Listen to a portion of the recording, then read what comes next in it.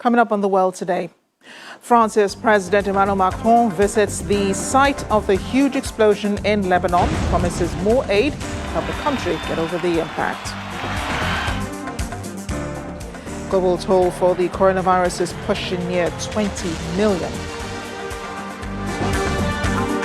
Plus, Japan remembers the dropping of the atomic bomb 75 years after the event helped end the Second World War. Welcome to the program. I'm Amarachi Ubani in Lagos. Residents of Beirut are demanding answers from the government over what they believe is negligence that led to the huge explosion on Tuesday. Some are accusing the government of corruption. Meanwhile, talks are already ongoing about rebuilding the city. It has been hours since the huge explosion that rocked the Lebanese capital, Beirut.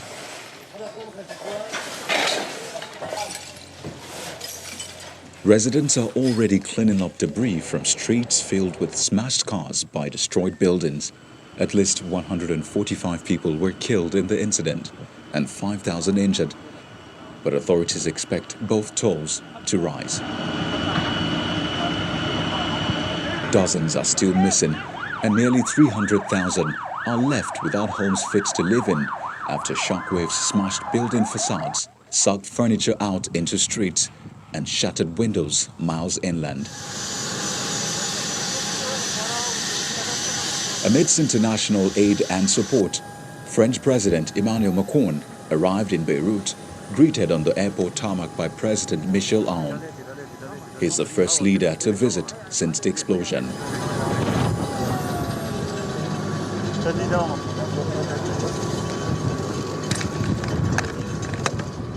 Later, he examines wreckage of the explosion. He's surrounded by angry crowds, urging him to help bring an end to a regime of politicians they blame for corruption and dragging Lebanon into disaster. President Macron shakes hands with a few and promises to send more medical and other aid to Lebanon.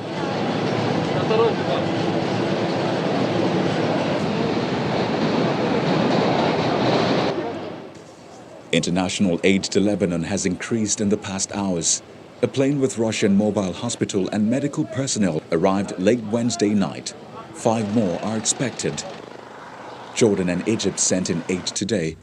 Jordan sent a military field hospital that encompassed 48 beds, 10 ICU beds, 2 operating rooms, and an X-ray lab, along with 160 staff members. A military plane carrying medical aid that left Egypt also contained food packages sent by Al-Azhar University.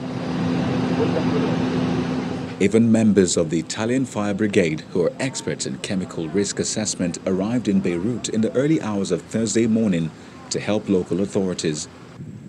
Britain says it will provide £5 million aid package to Beirut, including search and rescue help and expert medical support. The disaster could not have come at a worse time. Lebanon is going through the worst economic crisis since the 1975 to 1990 civil war, and tensions were already high with street demonstrations against the government.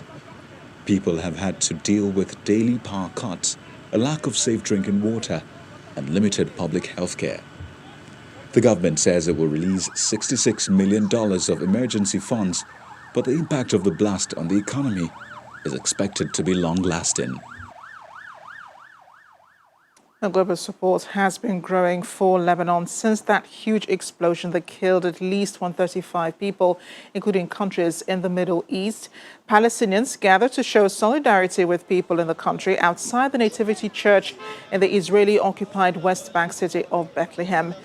In Gaza, people gathered to send a message of support, waving Palestinian and Lebanese flags. Many said they were sending a simple message to brothers in Lebanon that they support them and feel their pain and wounds. They said they expressed full support with the Lebanese nation to pass the period of distress and the catastrophe that happened to them after the painful blast. Now, Australians resident in a city north of Sydney have raised calls for a large ammonium nitrate plant stockpiling up to 4 times the amount reportedly donated to Lebanon to be relocated. Authorities yesterday blamed a huge stockpile of the highly explosive materials stored for years in unsafe conditions at the ports in Lebanon for the disaster that happened on Tuesday. It is estimated that about 2,750 tons of the chemical was stored in Beirut. And by comparison, between 6,000 and 12,000 tons of ammonium nitrate is stored at Orica's Kurang Island in the port of Newcastle in Australia, raising calls from resident groups to relocate the plant.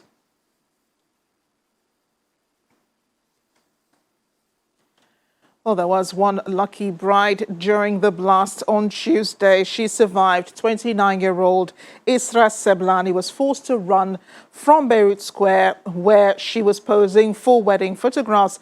She returned to the same location one day after the blast. The day before, radiant in her long white gown and veil, she was posing near the couple's wedding venue when the explosion hit.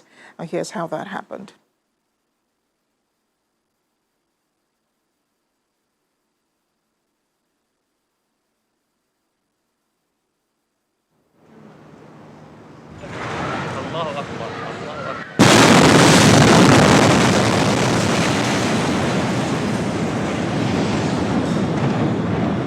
The brave bride later came back the day after to pick their belongings and explained her thoughts on that day. I've been preparing for my big day like for 2 weeks. I was so happy, like all the other girls. I'm getting married. My parents are gonna be happy seeing me in a white dress. I'll be looking like a princess and everything. So I was really happy, like any other girl. While what happened during the explosion, here there's no word to explain what happened. I feel so sad. Trust me, what you see now, the smile and everything, it wasn't there totally yesterday. I was shocked. I was wondering what happened. Am I going to die? How I'm going to die? When I was there, everybody was telling me, we are glad that you are safe, we are happy you are safe, alhamdulillah and everything. But I was like, yeah, alhamdulillah, but still I'm not believing what happened. Please don't talk about it anymore. I was like in a dream. So after that, my husband told me we have to continue. We can't stop it. We have to continue. And I was like, yeah, okay, why not? We'll continue. But I wasn't living in the morning, actually. I was just legs walking, my face was smiling, my lips was smiling, that's it, not more. Then we went to have a dinner, and that's it. We went to another hotel, and that's it. Thankfully, she's okay. Joining us now is Director General, Bolitac Center for Diplomacy and Strategic Studies, Professorbola Akiteriwa. He joins us from Yaba here in Lagos. Professor, thank you for joining us on The World today. Lebanon is in a delicate time right now, a worsening economic situation, a government the people have lost confidence in, and the coronavirus and now the huge explosion on Tuesday. We see countries running to their aid, bringing medical supplies, equipment, personnel. How do you think the country could emerge from this seemingly overwhelming situation? Well, at the domestic level, I think the first thing to do is for the government to quickly tender a public apology to the whole people of Lebanon for the simple fact that they have been complaining that within the first 48 hours, the government did not even show any sign of care. They didn't visit the hospital. They didn't go to the site. I think for moral purposes, apology should be the first thing. The second should be that the blast should be considered as a matter of policy as an antidote to the galloping corruption in the country. In other words, to put a complete path, an end to corruption, and then see the international assistance being given to Lebanon for a new way of life in such a way that in the post-blast era, we shouldn't hear anything about corruption again. They should take advantage of the international support being given. The third reason is that the international community should be encouraged further to give more assistance because Lebanon is currently financially insolvent. Too many crises, too many problems. And to bail them out, a country of about just 2 million people, I think the support should still be forthcoming.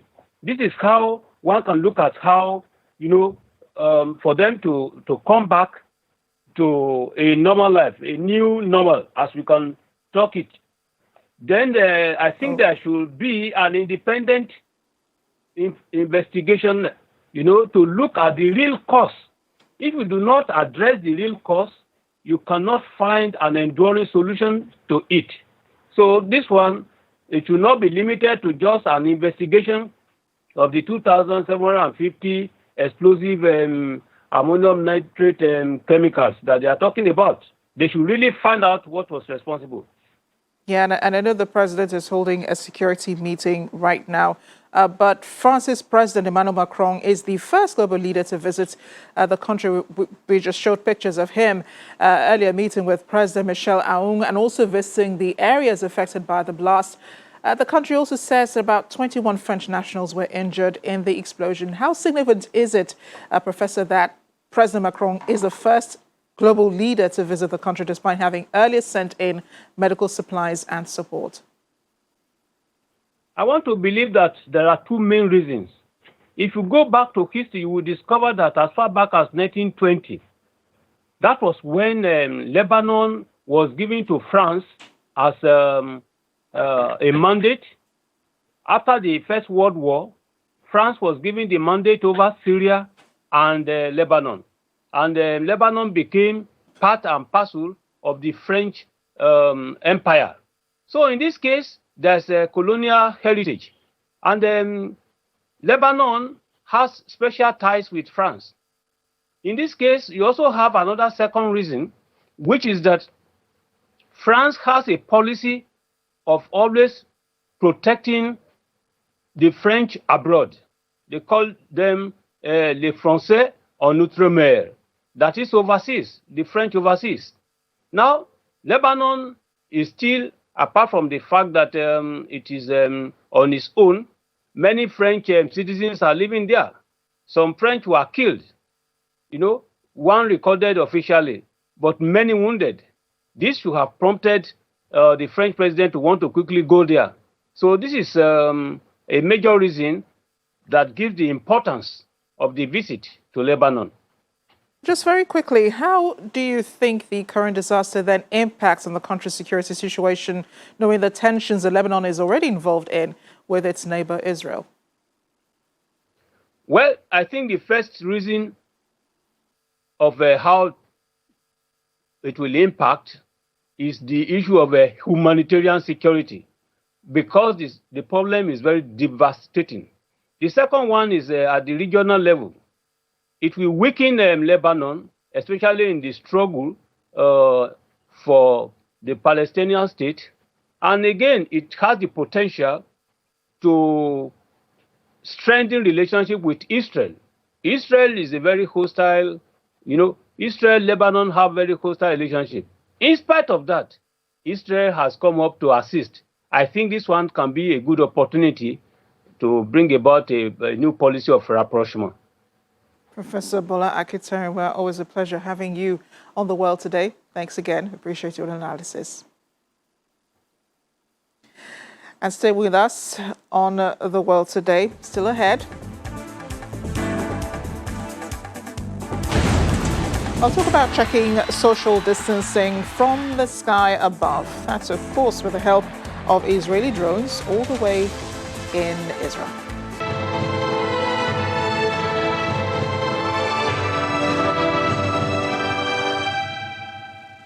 Welcome back. The number of COVID-19 cases around the world is gradually approaching 20 million, with more than half the number coming from just 3 countries, the US, Brazil, and India. But Both Latin America and Asia are experiencing an uptick in the number of daily infections, while cases in Africa and the Middle East appear to be slowing. Here's a global update. Cases are still rising in Brazil, and perhaps a shock from the pandemic is one of the country's most influential indigenous leaders, Chief Aritana Yawalapiti, who led the people of Upper Chingu and helped create an indigenous park there, died on Wednesday from COVID-19. His death underscores the threat that Brazil's indigenous people are facing the novel coronavirus pandemic that has spread to their vulnerable communities, infected thousands, and killed hundreds. In Japan, Tokyo's governor Yuriko Koike has called on residents to stay at home as much as possible over an upcoming holiday amid a surge in coronavirus cases. Japan's Obon Festival, a time when spirits of the dead are believed to return from heaven for several days, usually marks an exodus from the capital as people head home to visit graves and spend time with family. This year's celebration comes as COVID-19 cases hit record levels around the country, prompting governors of several prefectures to declare state of emergency.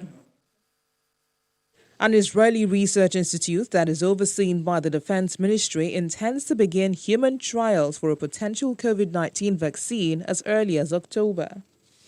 The Israel Institute of Biological Research would start the trials in conjunction with the Health Ministry after a series of Jewish holidays end in October. The IIBR has been working on a vaccine for 6 months and began animal trials in March. Clinical human trials for a potential vaccine are set to begin in Indonesia as state-run pharmaceutical firm Biopharma prepares to enter the third phase of its collaboration with China-based pharmaceutical company Sinovac. Run by researchers from the Bandung-based university in the West Java province, the trial is set to begin on August the 11th and will involve about 1,600 volunteers aged between 18 and 59. Finally, in Europe, France, Spain and Greece are among the countries to record marked increases in new coronavirus cases, fueling fears of a second spike in infections during the holiday season. It's been 75 years since the world's first atomic bombing. Japan is remembering with solemn ceremonies hampered by the coronavirus pandemic. It's exactly 8:15 a.m., August 6, 2020, in Hiroshima. 75 years since the world's first atomic bomb landed in Hiroshima at the exact time. The very first use of a nuclear weapon. Ceremonies have been downsized due to COVID-19. The city says, given the significance of the anniversary that killed 140,000 people before the end of 1945, they had decided to hold the ceremony despite the spread of coronavirus, but with strict precautions in place. Prime Minister Shinzo Abe attended as usual, but the number of foreign visitors was down. Overall attendance was scaled back to less than 10% of usual, with chairs spaced far apart, and most attendees were in masks. Many remember it was on this day the US B-29 warplane Enola Gay dropped a bomb nicknamed Little Boy and obliterated the city, killing 140,000 of an estimated population of 350,000, with thousands more dying later of injuries and radiation-related illnesses.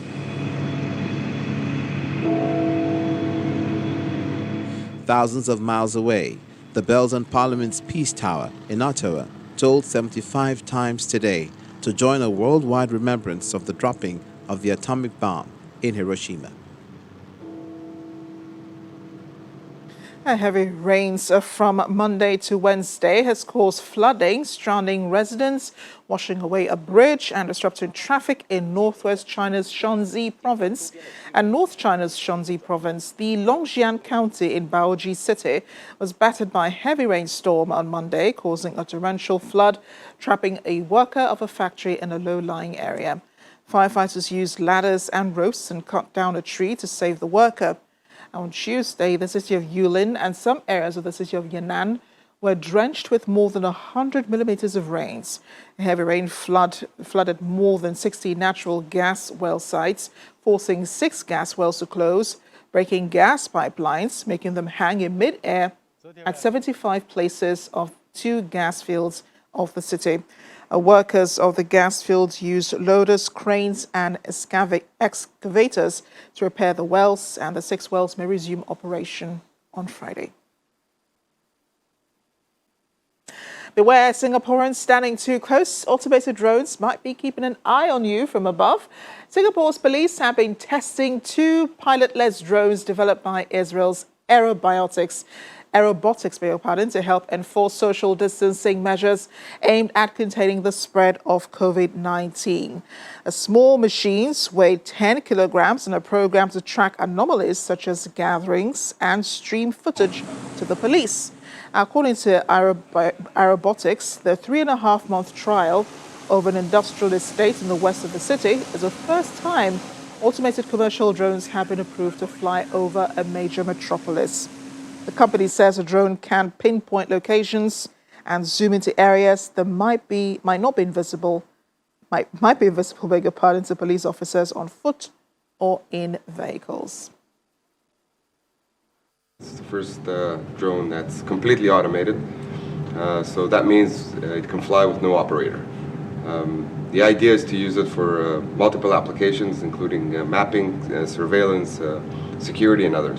Very helpful to have a tool that's there when you need it on demand within a couple of seconds, and that provides the 3-dimensional aspect or view of what you're looking at. So I think it helps them a lot, not only with emergency response applications, but also with normal operations. So if a police officer needs to get somewhere and you can send the drone instead, obviously that's very helpful to them.